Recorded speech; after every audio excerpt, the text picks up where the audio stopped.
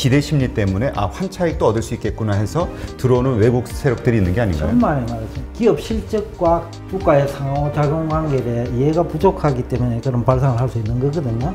이게 복잡한 거예요. 외환시장이.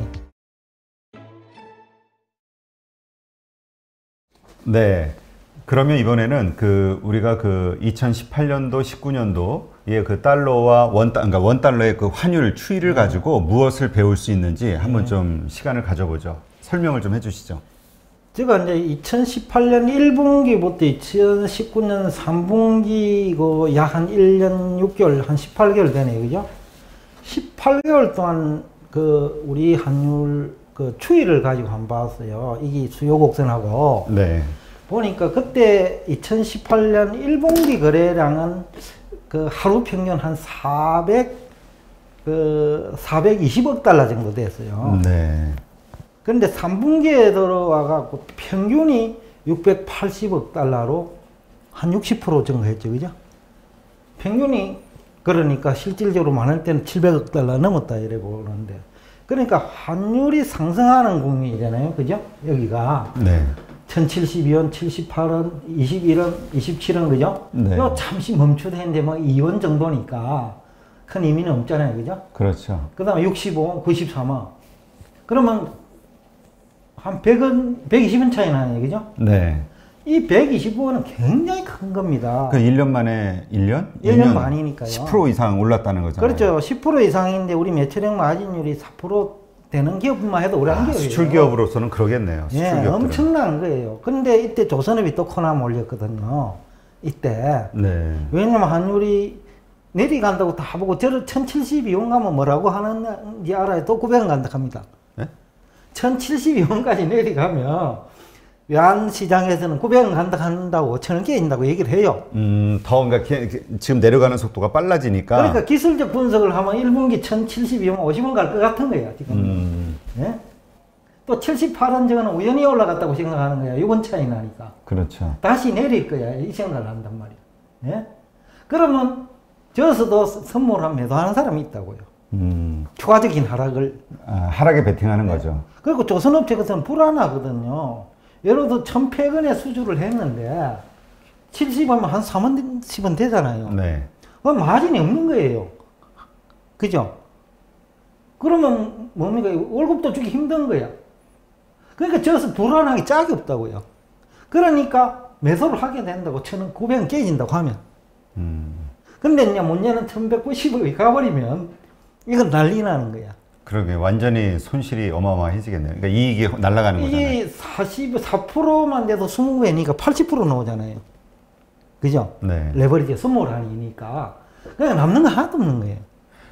보통 우리가 보통 그런 조선업체나 이런 수출업체나 이런 곳들 보면 환해지 한다고 하잖아요. 예. 그런 게 이런 방식으로 하는 건가요? 그렇죠. 왜냐하면 조선업체도 마진은 뻔하거든요.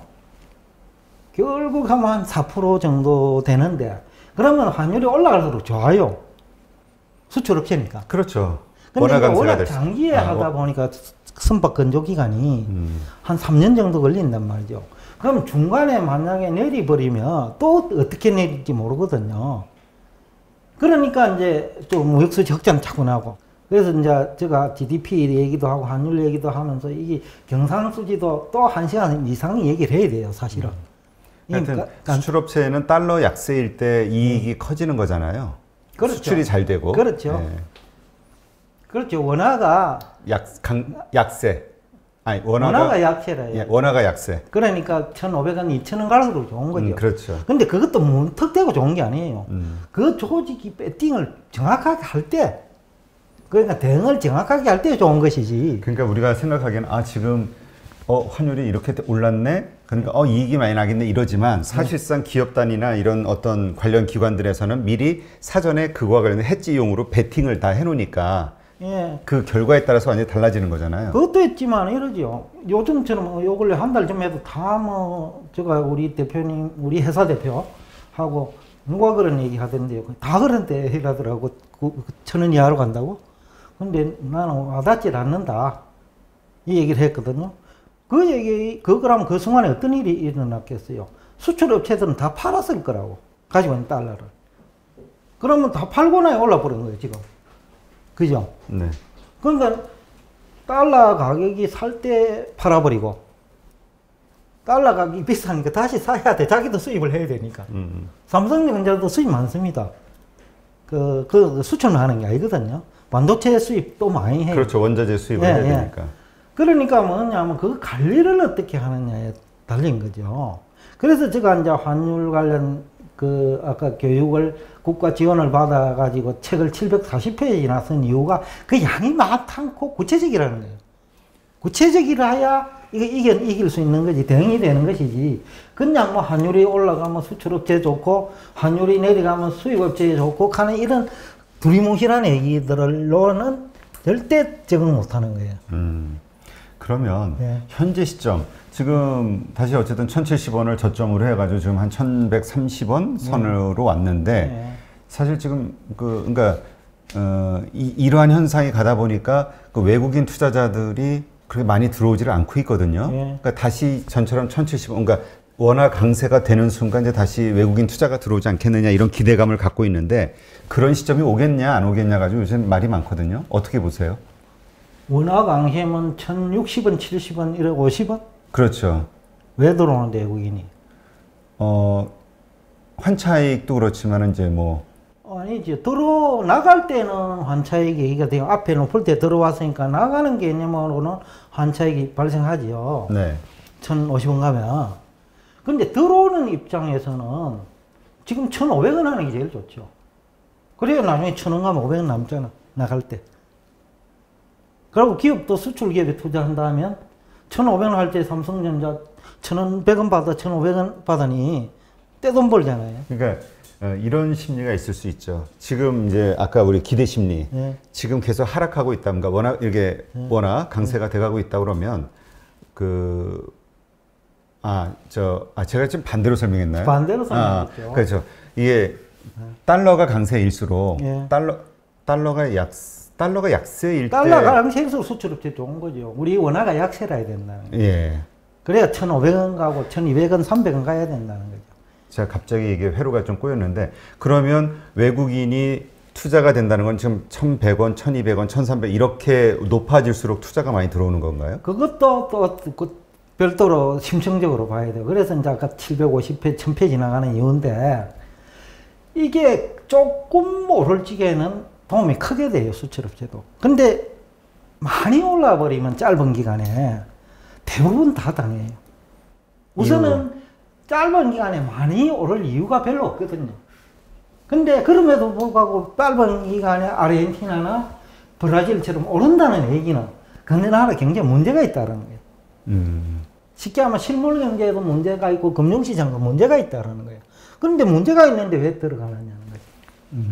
그래서 이게 아까 환율을 하지 않고는 또 주식이나 채권, 뭐 원자재도 사실 성공적으로 할 수도 없어요. 우리 제자는 잘 알 거야. 저한테 이제 오랜 얘기를 들었기 때문에.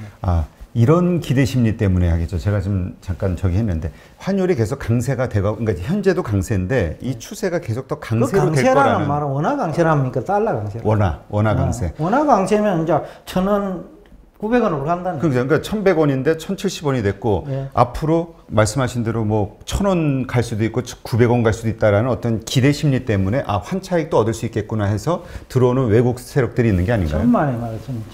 그거는 지금 환율과 주식시장 상호관계, 기업 실적과 주가의 상호작용 관계에 대해 이해가 부족하기 때문에 그런 발상을 할 수 있는 거거든요. 근데 이제 우리나라는 수출 지향적 산업 구조잖아요. 밖에 나간 것도 기업이 매출액은 증가하니까. 네네. 그죠? 우리 GDP에는 안 잡히더라도 삼성전자가 뭐 밖에 나간 기업 많이 있으니까 그래도 삼성전자 매출액이에요. 그러면 그것도 환율 계산할 거거든요. 우리나라 돈으로 결산하니까. 네네. 그러면 환율이 월속 좋은 거예요. 높을수록. 예? 그러니까 그런 아까 그 시나리오가 삼성전자한테 불리하다는 거죠. 물론 이제 이런 건 있을 수 있어요. 그래서 이제 오늘날 환율은 굉장히 복잡해졌는데, 이제 외국에 많이 나가니까 돈을 또 거기서 월급 주고 많이 써버리잖아요. 그렇죠. 현지. 그러니까 환율이 아까 조금 불리하게 작용하더라도 현지에서 바로 월급도 주고 거기서 현지 원자재 조달해버리니까 과거 한국에서 100% 생산해가 나갈 때만큼 영향은 없을 거예요. 그래서 이런 거 다 따져야 돼요. 그래서 이게 어려운 건데, 그래서 이제 제가 지난번에도 그 영국 FT처럼 이 우리 유튜브도 나가야 성공을 해요. 그래야 언론을 이길 수가 있어요. 그 쉽게 하면 한국경제나 매일경제를 그걸 이겨야 그쪽이 사장이 되고 이쪽으로 시프트 되는 거거든요. 그래서 이 유튜브의 장점은 제가 볼 적에는 오랜 시간 전문가를 모시고 얘기할 수 있다는 거예요. 근데 지금 공영방송은 한 사람을 불러놓고 오래 못해요. 특정 테마를 가지고. 뭐 연속곡도 해야 돼, 그죠? 그래야 또 광고 수입도 들어오고, 뭐 온갖 게 다 들어오니까. 그러면 이쪽의 장점을 100% 살려야 되는데, 100% 살리기 위해서는 제가 영국 FT가 했는 자체 연구 요직을 가지고 있거든요. 그럼 여기도 그렇게 가면 되는 거예요. 가면 되는데, 근데 오히려 쉽다고요. 근데 여기 뭐 어떤 문제가 있느냐 하면, 가연녀 대표님이나 뭐 다른 유튜브도 마찬가지일 거예요. 화폐도 모르는 사람을 대보다 놓고, 모시다 놓고, 화폐도 모르는 사람을 모시다 놓고, 주식 얘기하는 것도 웃기고, 환율 얘기하는 것도 웃기는 거예요. 그러면 그 얘기를 듣고, 달러 올라간다 하는 얘기를 들었어. 그러면 900원 깨진다는 얘기를 듣고, 조선업체는 어떻게 했어요? 매수했을 거예요. 만약에 그걸 믿었다면. 그러면 왜냐하면, 환율이 올라갈수록 손해야. 원래는 올라가서 좋아야 되는데. 그러면 어떤 문제가 생겼냐면 그렇게 예상을 했기 때문에 조선업체가 견디지 못한다, 어느 날. 견디지 못하니까 선물한 매도를 이제 청산해버려요. 청산한다는 거는 매수한다는 거거든요. 그때부터 환율이 오르는 거예요. 그럼 그때는 수출업체는 어떻게 했어요? 나 지금 환율을 안 팔아. 달러 안 팔아. 그러니까 예상보다 더 올라가 버려요. 이게 복잡한 거예요, 이게. 외환시장이. 근데 이것이 주가하고 다 연결되어 있거든요. 그렇죠. 그 기업의 이익이 결국. 네, 그렇죠. 매출액하고 관계되어 있고 기업 실적하고 관계되어 있고. 그래서 이 환율을 모르는 상태에서는 우리나라 그 금융의 역사가 100년이 유지돼도 실력이 늘지 않아요. 일본처럼 이거부터 하고 들어가야 돼요. 이게 돼야 주식시장에도 성공할 확률이 높아지는 거고, 그런 거지. 무턱대고 환율이 올라간다고 수출업체는 좋다? 그렇지 않다고. 왜? 앞에 예상을 어떻게 했느냐에 따라서 가지고 있는 게 없어요. 또 요새는 그 수출 금융이 발달해가지고 환율이 만약에 내려갈 것 같거나 올라가든 그것을 미리 한 3 내지 6개월 전에 해결해버려. 그럼 환율 올라가 혜택 없는 거야. 예? 그래서 이제는 은행도 이제 수출 금융 하는 사람들은 컨설팅 능력이 있어야 된다고 하잖아요. 제가. 그 능력이 없는 상태에서는 은행은 은행대로 코나 몰리고, 기업은 은행 기업대로 아까 그 선생님 잘못 만나가지고 힘들어지는 거야. 그래서 유튜브도 제가 저 친구들 간혹 물어요. 지금 주가 많이 오르는데 뒤에 번 사람이 많냐? 아니면 손해본 사람이 많냐고 묻거든요. 근데 별로 없을 거라고. 왜 그러냐 하면 가장 큰 문제는 자주 사고 판다는 거야. 그게 이제 가장 큰 문제고, 왜냐하면 기업이 이익이 쌓일 시간이 없는 거예요. 그런데 삼성전자 같은 게 왜 이렇게 장기가 올라가는가 알아보면 기업 이익이 자꾸 쌓이는 거예요. 그러니까 그것이 시간이 갈수록 그 가치가 높아지는 거예요. 그럼 청산을 한다고 하면, 물론 청산할 일이 없지만은, 그러나 가정을 청산한다고 할 때 내 재산이 10년 전에는 아까 삼성전자 한 4,000원 했던 것이 20년 전에. 근데 20년 지내고 나 이제 8만 원 하는 거예요. 그 가치가 그만큼 증가했다는 거예요. 그래서 주택 사는 것보다 제대로 된 주식은 이게 훨씬 수익이 높거든요. 그거는 장기 투자가 전제되어야 된다는 거예요. 그러니까 그러니까 우리가 투자를 통해서 재산을 불리려면 일단 환율에 대한 기본적인 이해와 함께 그 결국은 장기 투자를 해야지만 부자가 될 수 있다. 이렇게 이해를 해야 되겠네요. 부자까지는 안 해도 손해는 안 본다라는 거지. 근데 돈을 벌 수 있다. 환율의 이해가 안 되면 제가 볼 때 언제 걸리든지 한번 걸려들어요. 그것도 크게 걸려들어요. 환율에 대한 이해가 안 되면. 주식시장에서도.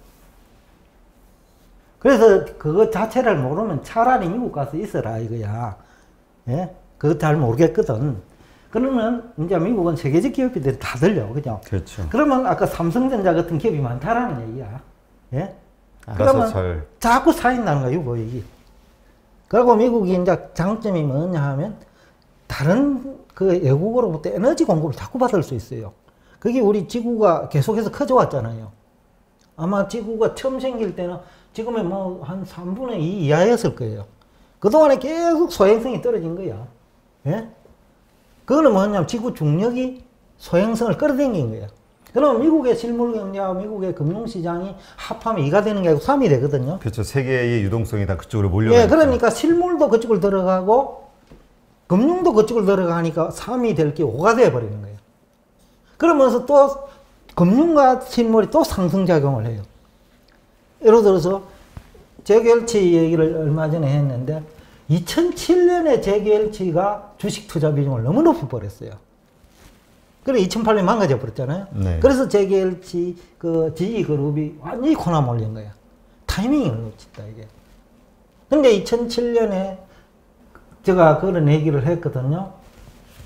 제가 그 환율이 그 외환은행에 가서 그 얘기를 한 기억이 지금도 나네요. 그때 다들 그 950원 정도가 평균일 거다. 2008년에. 네. 그 얘기를 했는데 내가 1450원 가니까 매일경제 논설위원이 설마 그렇게까지 이런 얘기를 했거든요. 설마 그것도 매일경제 논설위원이. 근데 1500원까지 갔거든. 예? 그게 뭐냐면 그러면 그 무렵에 다수는 삼성경제연구소, 한국은행 다 그 950원 안팎을 받았거든요. 그래서 그때 외환위기의 진원지 역할이 제가 볼 때는 한국은행이에요. 뭐 한국은행 직원들은 좀 수수하겠지만은 그때 애응화 표시 대출을 많이 했거든요. 근데 그때 내가 통계를 보니까 수급 상황을 보니까 엉망인 거예요. 그 2007년 한 4분기 되니까 네. 수급 상황이 외환 수급 상황이 엉망이라는 거예요. 그러니까 무역 수지는 줄고 그 다음에 뭐 기업도 어렵고 그랬는데 왜 그 금리가 또 그 당시에 많이 올랐어요. 2007년 저 미국에서 서브프라임 사태가 났잖아요. 그러니까 어느 쪽을 봐도 환율이 오를 것 같은데 왜 애응화 대출을 할까? 근데 애응화는 미국이 망가지면서 더 강세가 돼버렸어요. 네? 그렇죠. 그러니까 1,500원 갔던 게 그거는 1,600원 간 거예요. 1,650원까지 갔어요. 그러니까 애응화 대출 받아면 더 시행을 당했죠. 내 주위에 있는 사람도 한번 한테 내 보고서를 한번 사준 적이 있어요. 오래됐으니 이제 얘기해도 될 것 같는데 500만 원을 받고 보고서를 써줬어요. 근데 그 보고서를 가지고 서울대 교수를 찾아갔어. 근데 서울대 교수 나는 그렇게 생각 안 한다라는 거야. 쉽게 하면 애행화가 아까 그때 이제 한 900원 안 됐을 거예요. 네. 한 700원까지 내려간다는 논리야. 그럼 빌려도 되지. 예? 빌려도 되지. 왜냐면 나중에 애행화 700원 갖고 애행 사주면 되니까. 그렇죠. 더 하락한다면 지금 사는 것보다. 근데 그 교수가 누구냐 서울대 경제학과 교수래요. 지금도 이제 그분이 계시는지 모르겠는데. 네. 근데 지금 아마 이 방송을 들으면 아마 연락 올지도 모르겠네. 그분이요. 그러니까 어느 날 갑자기 완전히 쫄딱 망했다는 거예요. 지하철에서 만났는데. 그거 갖고 빌려가지고 그때는 우리나라 돈으로 한 20억 빌렸더라고. 엔화 대출. 바깥 환전을 하니까 한 20억 되는 거야. 그때 강남 아파트에 10억 자랑했거든요. 그때. 그러니까 집 두 채가 날아가 버린 거야. 왜? 환율이 100% 올라가 버렸잖아요. 100% 올랐는데 자기한테 불리하게 돼본 거야. 그렇죠. 그래서 이게 왜냐하면 이게 예측을과 전문가들이 잘 못해주면 그러니까 한국은행이 잘못해준 거예요. 삼성경제연구소 잘못해준 거예요. 근데 저는 이제 조직이 작잖아, 그죠? 그러니까 농구가 확실해도 못하는 거야. 근데 그때 그런 거는 이제 돌발 사고였던 거 아닌가요? 근데 돌발 사고로 보지 않아요. 왜냐하면 그것이 어느 날 갑자기 뭔가 통계가 나빠지지 않아요. 그렇지 않겠어요? 아, 그 전서부터 지표는 그러니까 우리가 이제 보통 얘기하는 리먼 브러더스 사태 이후로 이제 확 달라진 건데 그 전서부터 사실 징조는 있었잖아요. 그렇죠. 그 당연하죠. 근데 이제 다 해결될 거라고 이제 저도 그때 기억을 더듬어 보면은 뭐 리먼을 한국에서 인수한다는 얘기도 있었고 뭐 하여튼 미국에서 설마 뭐 이렇게 잘 되겠지라는 뭐랄까요, 안심하는 기운이 좀 있었죠. 그러니까 뭐냐면 애널리스트 정도 되고 한국은행이나 삼성경제연구소 되면 그냥 그렇겠지 정도로 가지고 되는 게 아니거든요. 그거는 이제 개인이 이제 할 수 있는 얘기지. 그거는 제가 지난번 시간에 그랬죠. 몽골 경제 성장률 예측한다고 50페이지 A4 용지를 썼거든요. 그거는 뭐냐면 몽골 경제 전반을 체크하는 거예요. 그렇게 해가지고 성장률이 나와야지. 어느 날 갑자기 기본이 작년에 해서 성장률이 얼마니까 올해 얼마 되겠다. 이런 기준으로는 안 된다는 거예요. 네. 그러니까 하여튼 환율을 우리가 이야기할 때는 정말 이렇게 말씀하신 대로 다각적으로 다 조사를 해서 환율 예측을 해야 또 그 예측을 보고 투자하는 상당한 이해관계자들이 얽혀 있기 때문에 되게 중요하게 생각을 해야 된다. 이렇게 이해를 해야 되겠네요. 그래서 오늘 제가 수요 곡선 여도 이제 이 통계를 보면 사실상 이 기간 동안에는 가격도 상승했지만 수요도 증가했어요. 아까 거래량이 일평균 420억 달러였어요. 1분기 2018년입니다. 네.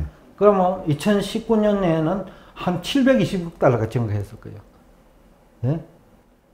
그건 뭐냐면 수요가 꾸준히 증가했다는 거거든요. 그죠? 그리고 수요가 증가하니까 가격이 상승한 거예요. 그럼 이 수요 곡선은 뭐냐면 상향하는 수요 곡선이라는 거예요. 수요가 증가하니까 가격이 상승했다는 거예요. 세로쪽이 환율이니까. 그래서 이 그림을 그려주셔야 되는데 여기에 숫지만 해놔니까 조금 보는 사람이 조금 이해하기 힘든데 실질적으로 수요량도 거래량도 많이 늘었어요. 네. 이 기간이요 1년 반밖에 안 되는데 20년 30년 해도 똑같아요. 왜 그러냐? 우리 박정희 대통령입니다. 62년 그 무렵일 거예요. 그때 우리 환율이 500원 이하였거든요, 달러당. 근데 그 이후로 우리 양 거래 규모가 계속 증가했잖아요. 거래 규모가 증가했다는 수요도 그만큼 증가했다는 거예요. 네. 그러니까 환율 상승 국면에서 1100원까지 오는 상승 국면에서 꾸준히 외화의 큰 장기 틀에서 보더라도 환율이 상승 국면에서 수요가 증가한다. 수요가 증가했기 때문에 환율이 상승한 거야. 그럼 경제학 교과서 이론하고 완전히 거꾸로 한 거예요. 그러니까 수요가 증가하기 때문에 가격은 상승한다. 이 원칙을 우리가 먼저 생각을 해보자. 왜냐하면 이게 설득력이 있고 현실적인 이유가 앞에 우하향하는 수요가 가정이 많아요. 완전 경쟁이어야 된다. 소득도 증가하면 안 된다. 가격 변수만 있어야 된다. 그런 많은 가정을 해놓고 우하향한다 이러거든요. 근데 수요가 증가하면 가격이 상승한다. 이 얘기 속에는 그 모든 고려해가 내가 수요하잖아요. 모든 복잡한 거 다 생각해가 내가 시장에 참여한다고. 근데 지금 말씀하신 이 수요가 증가하면 가격이 상승한다. 이거는 약간 그래도 후행지표로 봐야 되는 거 아닌가요? 선행지표는 예상은 자산시장 동행지표로 봐야죠. 동행지표로 봐야 될까요? 거의 같이 가니까요. 같이 봐야 돼요. 그러니까 우리가 이제 미래에 대해서 이제 예측을 할 때에는 그러니까 경제학자들이나 애널리스트들이 그 수요 곡선 그걸 먼저 사용하는 이유가 앞날에 대한 예측이기 때문에 이걸 많이 사용하는 게 아닌가 싶은 생각이 들어서요. 저는 그렇지 않다고 보는데 예측의 개념이 아니고 단순히 가격과 수요의 관계만을 가지고 얘기하는 것이지. 왜냐하면 경제학은 시간의 개념이 없어요. 그때도 얘기했지만은 시간 안 가는 거야. 정체경제학이야. 경제학은 골격이. 그럼 그 정도 아까 능력이 있으면 교수 안 하겠지요. 저는 그런 생각을 하는데. 네. 그렇죠? 그 정도 능력이 있으면 교수 안 하겠지. 네. 알겠습니다. 하여튼 이렇게 해서 우리가 환율을 예측할 때에는 많은 부분들을 고려해야 된다. 그리고 수요 증가 이거를 가장 많이 신경을 써야 된다. 이렇게 이해를 하겠습니다. 곡선 자체가 굉장히 중요하다는 거죠. 자, 여러분 이거 보시는지 모르겠는데 여기에 둘 다 우상향하는데 하나는 D니까 디맨드 수요 곡선입니다. 둘 다 우상향하는데 근데 이어서는 이 그래프 속에서는 공급은 이제 S니까 그러면 돈을 미국에서 많이 풀었잖아요. 그죠? 달러를 많이 풀었다고요. 그러면 이 선이 오른쪽으로 이동할 거란 말이죠. 이렇게. 그죠? 네. 그럼 환율이 내리는 거야. 그러니까 소폭 내리잖아요. 우하향할 때보다. 앞에 우하향하는 수요 곡선보다 소폭 내린다는 거예요. 이거는. 네. 그래서 실제 우리 최근에 한 1년 동안 조금 내린 거예요. 그런데 이어서 더 재미난 게 있어요. 시간이 가면 세계 경제가 성장하면 이 수요가 증가해요. 이렇게. 네. 그러면 다시 환율이 올라간다는 거예요. 수요가 증가하니까. 시간이 지나면 경제가 성장한단 말이죠. 경제가 성장한다는 것은 세계적으로 달러에 대한 수요가 증가하는 거예요. 그리고 시간의 개념을 도입하면 조금 내렸다가 다시 올라가는 게 기축통화예요. 근데 여기는 이제 조금 복잡한 설명이 또 있어야 되는데, 일단 수요 공급만 가지고 하면 이렇다는 거죠. 네. 왜냐하면 세계 경제가 성장하는 걸 맞거든요. 중국, 인도를 중심으로. 그렇다 하면 이제 달러 수요는 증가하는 거예요. 그래서 아까 앞에들 우하향하는 수요 곡선으로 하면 한 30% 내려야 돼. 달러 가치가. 그런데 만약에 수요 곡선이 이런 모양이라고 하면, 그 스티븐 로치 교수가 미국에서 그 30%뭐 1년 이내인가 뭐 30% 폭락할 것이다 이런 얘기를 했었죠. 그게 바로 이 수요 곡선을 사용했던 건가요? 제가 볼 때는 두 가지, 그때 엠버에는 PT라고 하는 그 공식하고 이론적으로 얘기하면 그다음에 이 얘기 두 개 정도죠. 그런데 저 소장님 말씀은 수요가 증가하고 또 세계 경제가 좋아지면서 더 그 달러에 대한 수요가 늘어나면서 이거는 다시 우상향으로 올라갈 수밖에 없다. 그래 이렇게. 조금 보충 설명을 하면, 달러라는 이 자체가 기축통화잖아요. 네. 그래서 지난번에 얘기를 했는데 100달러 찍는데 한 50센트 들 거예요. 원가가 대량 생산하니까. 네. 그 이하일 거예요. 그걸 가지고 삼성전자 주식을 투자했다고 봅시다. 1년 전에 2020년에 그때 삼성전자 5만 원 안 했을 거예요. 그죠? 네, 기억이 그래. 그때 강의할 때 4만 얼마인데 삼성전자 투자하라고 내가 한번 얘기했을 거야. 그러면 뭐냐 하면 걔들이 100달러 찍어 50센트 들어가지고 100달러 찍어 왔을 거 아니야. 그럼 삼성전자 투자를 했어. 지금 팔 수 있잖아요. 얼마 남았어? 3, 4만 원 남았지. 몇 배야? 80배 남았지. 그래서 미국의 달러 기축통화라는 그 자체로도 부가가치를 창출하는 거예요. 그래서 종이화폐 제도, 근본위 제도와 종이화폐 시대의 기축통화는 완전히 다르다는 거예요. 그래서 지난번에 내가 강조를 했던 거예요. 예? 기축통화가, 근본위 시대의 기축통화가 더 안정적이라고 다른 사람들은 생각한다고. 지금 미국 입장에서는 종이화폐 시대 기축통화 가치 안정이 더 쉽다라는 거예요. 왜? 금도 사 모을 수 있잖아요. 50달러 밖에 안 들었어. 50센트. 근데 금을 샀는데 그것도 50% 올랐어. 그죠? 삼성전자 주식도 샀는데 60배 올랐어. 생산 원가에. 예? 화폐 생산 원가에. 그러면 뭐냐 하면 기축통화 그 자체로서 부가가치. 그래서 화폐가 단순한 종이화폐가 아니다. 또 단순한 교환수단이 아니다는 거예요. 근데 우리 교수님들은 전부 단순한 교환수단이야. 학모님 직원들도 단순한 교환수단이야. 그래서 경제학 박사는 맞는데 화폐는 모르는 거예요. 네. 일단 그러면 네.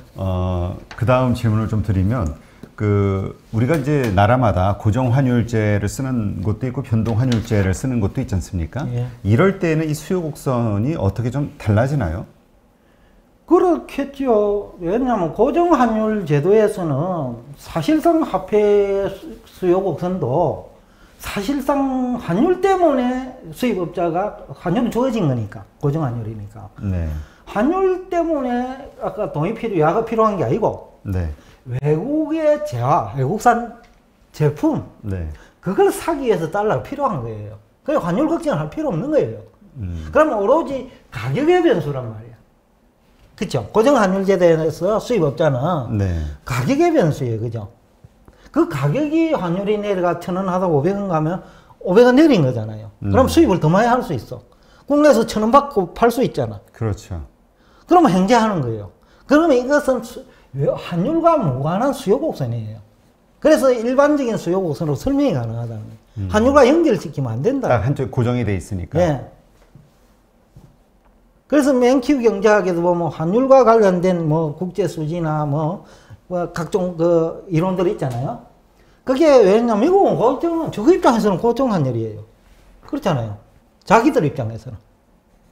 근데 우리나라 교수들이 얘기할 때는 우리나라 실정에 맞게 설명을 해줘야 될 거 아니에요.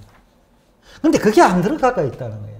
그 다음에 그걸 배워도 미국이나 우리는 똑같은 걸 생각할 수 있다는 거지. 그래서 이어도 고정환율제도하고 변동환율제도하고 같다고 생각하는 사람이 있는 것 같아요. 그래서 화폐와 주체인, 교환의 주체인 화폐와 교환의 객체인 그 대상인 물건은 당연히 수요 곡선이 달라야죠. 그렇지 않겠어요, 상식적으로. 그렇죠. 예? 그런데 똑같은 걸 설명한데, 그러다 보니 설명이 안 되지요. 그래서 아까 내가 수능 강사에 얘기를 했는데, 자기도 하다 보니 몰라. 왜?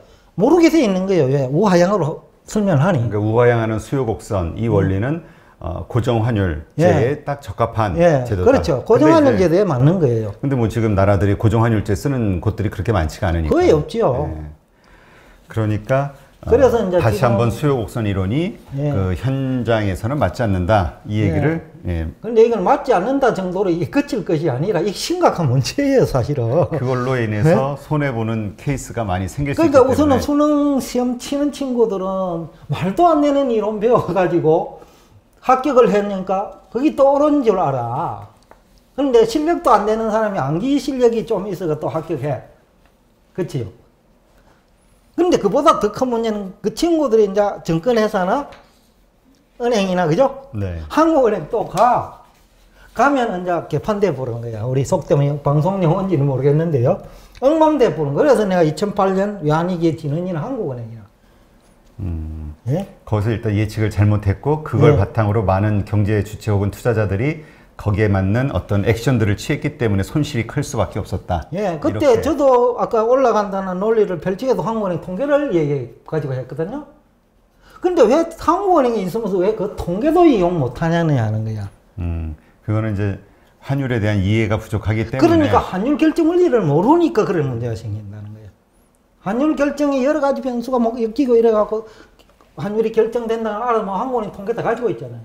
근데 저는 똑같은 통계를 가지고 환율이 오를 거라는 얘기를 하고, 한국은행은 내보다 잘하고 더 많으면서 환율이 내린다는 내배팅을 한 거야. 그 차이는 다시 한번 얘기하면 아주 이런 일편적인 그 단편적인 그 수요 곡선 이론 같은 것들로만 계산을 하기 때문에 그렇다. 그렇지, 너무 단순하게 생각한다는 거. 아까 화폐 수량 방정식이나. 그러면 추가로 그 외에 어떤 것들을 그 지표나 이런 것들을 추가를 해야 된다고 생각하세요, 기본적으로? 그래서 제가 지난번 한 20가지 정도 된다고 했잖아요. 근데 뭐 상황에 따라서 20가지 더 될 수가 있는데 얼마나 세분화시키느냐에 따라서. 근데 이제 제일 중요한 거는 수급이거든요. 근데 문제는 수급을 알아도 수요 곡선이 우하향으로 알아버리면 아무 의미가 없는 거야. 또 화폐 수량 교환 방정식을 그렇게 해석을 해보면 아무 의미가 없는 거야. 알아도. 그래서 이게 어느 거 하나라도 정확하게 하는 것이 중요한 것이지, 그냥 암기하는 선수 정도 차원에서는 이 문제 해결이 안 돼요. 네, 알겠습니다. 그럼 일단 고정 환율 제도와 관련해서는 이 정도 마무리할게요.